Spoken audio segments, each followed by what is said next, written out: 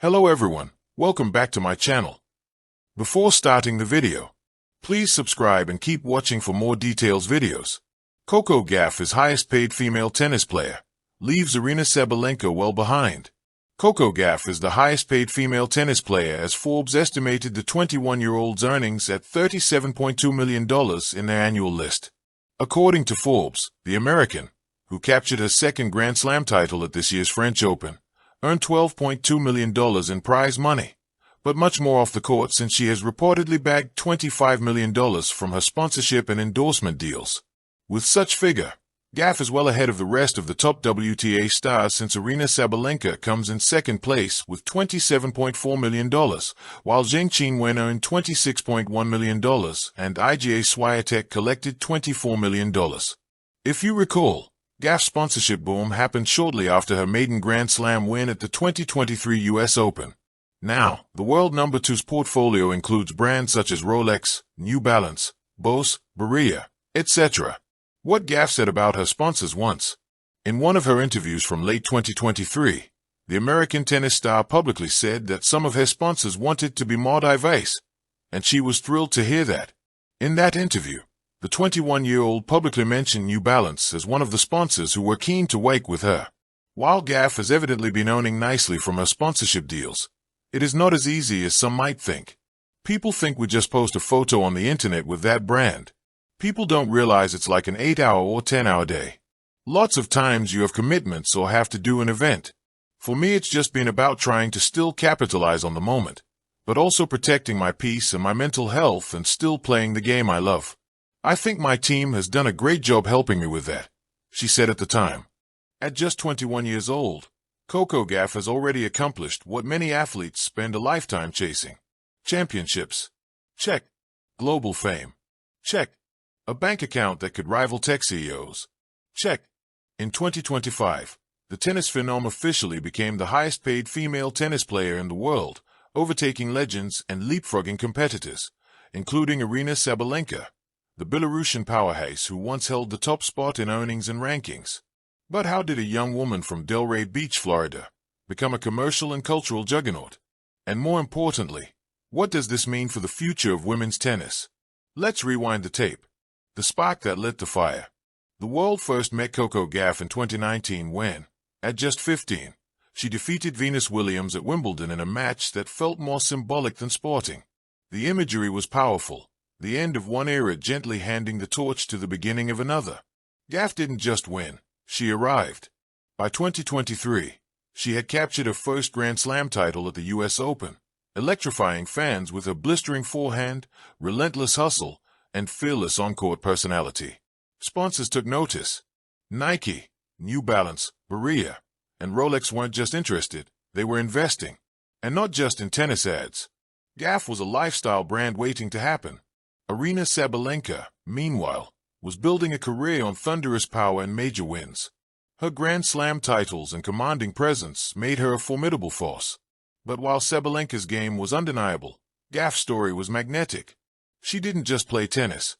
She played the media, the markets, and the moment. The million-dollar save. Fast forward to 2025. According to Forbes and other financial outlets, Coco Gauff's total earnings for the year reached an eye-watering $28.6 million, with over $22 million coming from off-court ventures. That includes everything from major brand endorsements to a co-founded tech initiative aimed at supporting youth mental health through sport. In comparison, Aryna Sabalenka, despite another strong season that included a Grand Slam final and multiple titles, earned around $13.2 million, most of it from prize money and traditional endorsements. So what gave Gauff the edge? 3 things: brandability, timing, and culture. Beyond the baseline, building brand Gauff.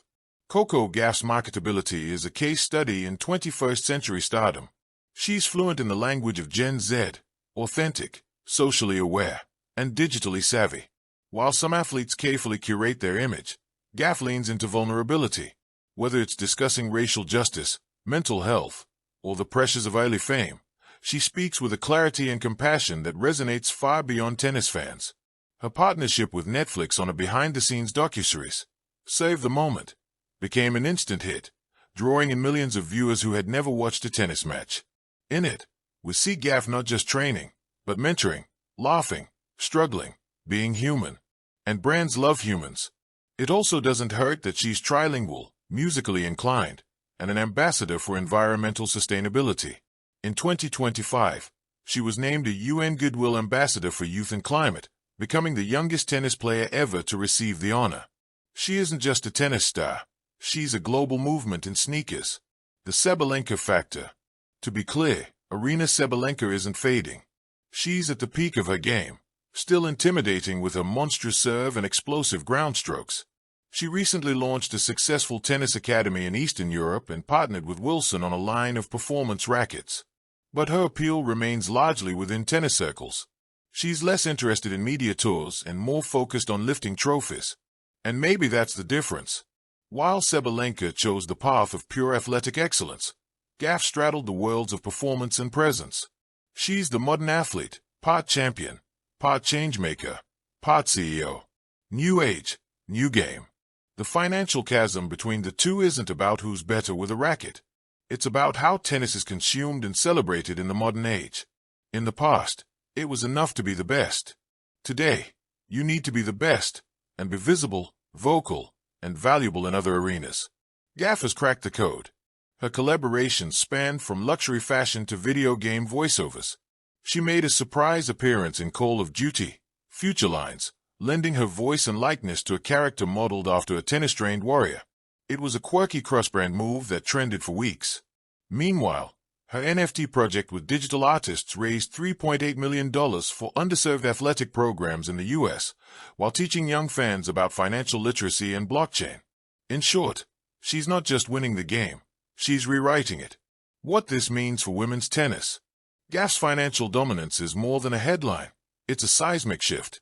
It proves that women's tennis, long one of the most progressive sports in terms of pay equity and visibility, still has new heights to scale.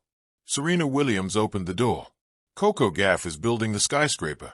Her success inspires a new generation to believe that a tennis career doesn't end at the net. It can lead to boardrooms, film sets, foundations, and far-reaching influence. And it challenges the WTA and sponsors to think bigger, to bet on personalities as much as rankings. The rivalry narrative, real or manufactured. The media loves a rivalry. So naturally, headlines love to pit Gauff and Sabalenka against each other. The stoic power hitter versus the expressive prodigy. But both athletes have repeatedly rejected the idea of tension. We're pushing each other, Gauff said in a post-match interview.